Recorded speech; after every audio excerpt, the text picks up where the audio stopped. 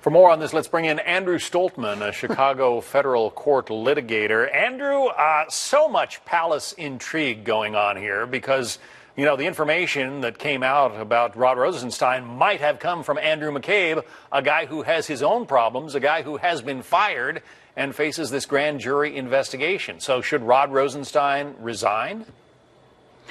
No, he shouldn't. I kind of feel like I'm in an episode of the Game of Thrones right now in terms of everything that's taking place. But under no conditions should President Trump fire him prior to the midterm elections. I mean, it is a classic trap that has been set for the president, and I think it's going to be hard for him to not walk into it. I think if he fires Rosenstein, I think it causes a constitutional crisis.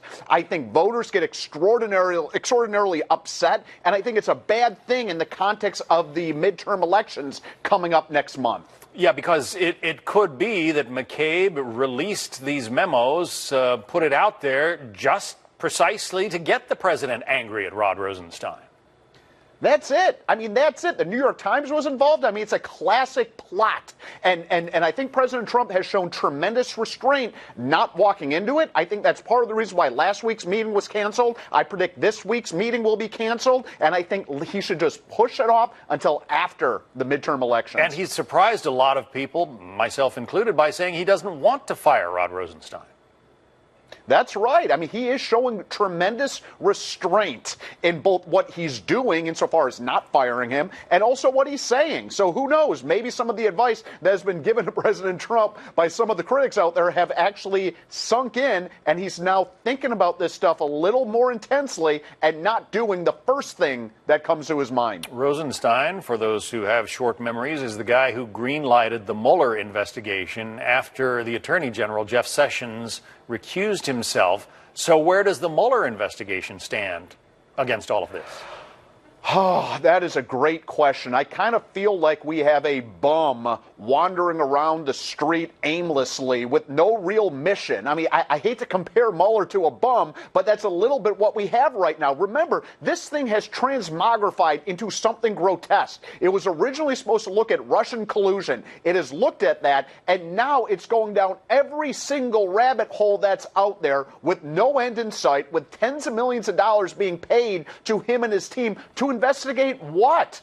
I mean, this investigation needs to be concluded. It needs to be wrapped up. Let Mueller send his report to Rosenstein and let Rosenstein do with it what he wants. But this can't continue into the next 2 years of the president's term. But you wouldn't advocate him coming out with some conclusion to his investigation right before the midterm elections, would you?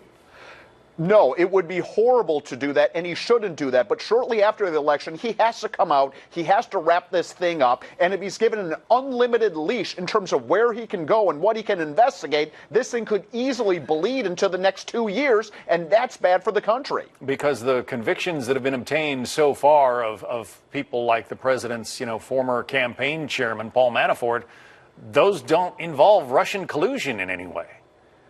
That's it. I mean, this entire thing started with Russian collusion. I think everybody out there thinks that that should be investigated. And if the Russians were colluding, then that's a major, major significant issue. But now that we're going down all these other rabbit holes and looking at all these other issues that have nothing to do with Russian collusion, it's just silly, and it's not good for our country. Meantime, Andrew McCabe, as was mentioned earlier, is under a grand jury investigation, and he's the guy who was heading the FBI. Isn't that amazing? My, how the worm has turned. Let's see how that turns out. But it should be fascinating to see what this grand jury comes up with.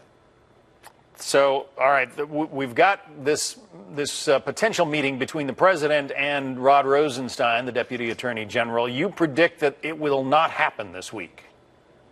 Yeah, I don't think it's going to. I think President Trump is getting some good advice to not touch this issue, not touch his employment, and not do anything until after the midterm election. And I think what's really interesting is Democrats have to be careful, because if Rosenstein does go, guess who takes over, at least under one reading of the federal law? That would be Noel Francisco, whose conservative credentials cannot be questioned. He's a former law clerk for Scalia. Okay, so Democrats, be careful, because if you do want him out, you may not like who ends up taking over and then having the ultimate ability to either get rid of Mueller or more importantly and more likely limit what he can investigate. Again, an awful lot of palace intrigue. We'll see, who survives this Game of Thrones, as you said. Amen. Andrew Stoltmann, thanks for your expertise. Anytime.